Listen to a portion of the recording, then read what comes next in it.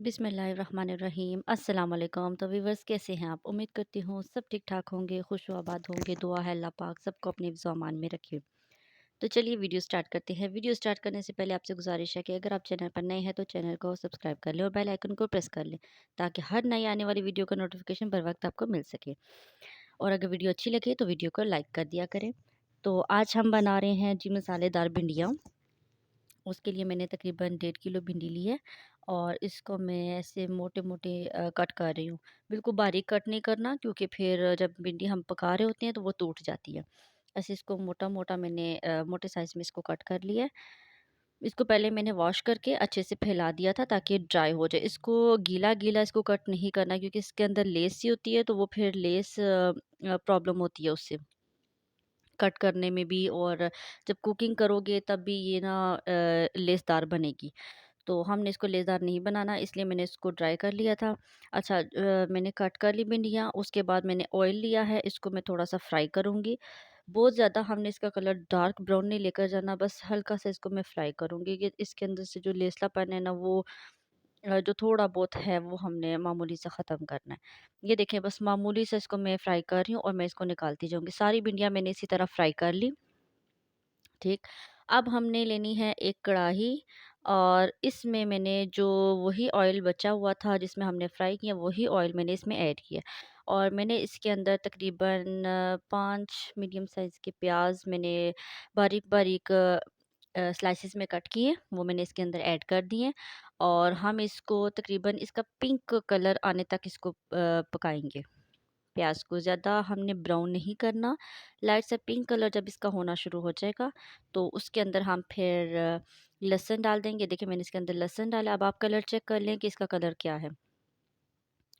मैंने 1 table spoon के बराबर इसके अंदर लहसुन का पेस्ट ऐड किया है, और उसको भी हमने ज़्यादा कुक नहीं करना, बस लाइट लाइट सा। फिर मैंने इसके अंदर तकरीबन 5 से 6 टमाटर काटे हैं, वो मैंने डाल दिए हैं। सॉल्ट डालेंगे, तकरीबन 3 टेबल स्पून मैंने सॉल्ट ऐड किया था।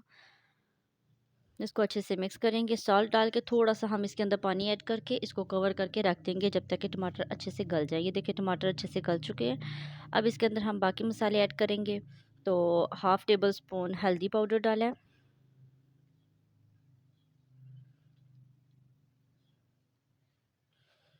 2 टेबल स्पून तकरीबन मैंने रेड चिली डाली है,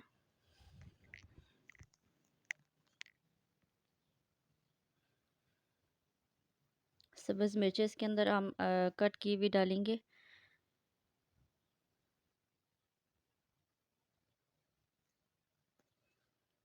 गरम मसाला 1 चम्मच।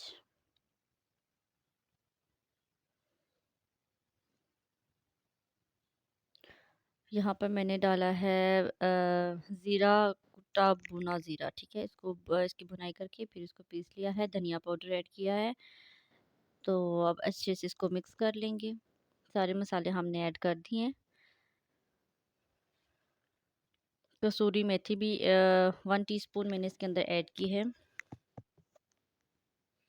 अब अच्छे से मिक्स करेंगे, और जब तक मसाले हमारे कुक होते हैं और ऑयल सेपरेट होता है तब तक हमने इसको कुक करना है। बस उसके बाद जो हमने भिंडियाँ फ्राई करके रखी हुई हैं, मामूली से देखें मैंने पानी ऐड किया है कि मसाला वगैरह जल ना जाए।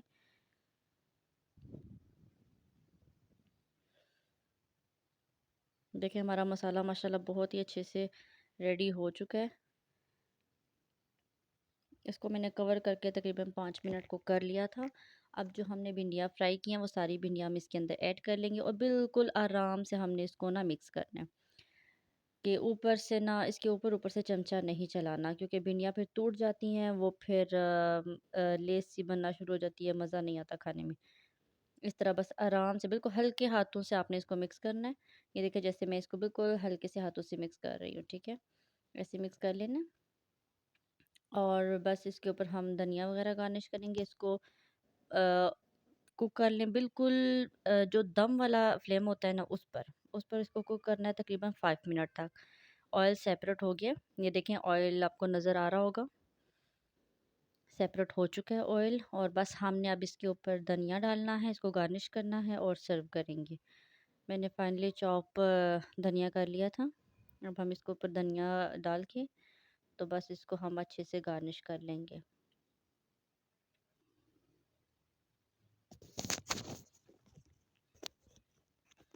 یہ دیکھیں جی، ماشاءاللہ بہت ہی مزیدار یہ بھنڈیاں، ہماری مسالے دار بھنڈیاں ریڈی ہیں۔ امید کرتی ہوں آپ بھی اس طریقے سے بنائیں گے تو آپ کو بھی بہت ہی مزے کی لگیں گی۔ دیکھیں جی، اب ہم نے اس کو باؤل میں سرو کیا، باؤل میں ڈال دیا ہے، اور اس کو گارنش کرنے کے لیے میں نے اوپر سے پیاز کو گول شیپ میں کٹ کر لیے، اور گرین چلیز کٹ کر کے اوپر ایڈ کر دی ہیں۔ اگر آپ کو یہ ویڈیو اچھی لگتی ہے نا تو ویڈیو کو زیادہ سے زیادہ شیئر کیا کریں اپنے فرینڈ اینڈ فیملی کے ساتھ، اور اپنی دعاؤں میں ہمیں یاد رکھیں۔ ملتے ہیں نیکسٹ ویڈیو تک کے لیے، تب تک مجھے دیجیے اجازت۔ اللہ حافظ۔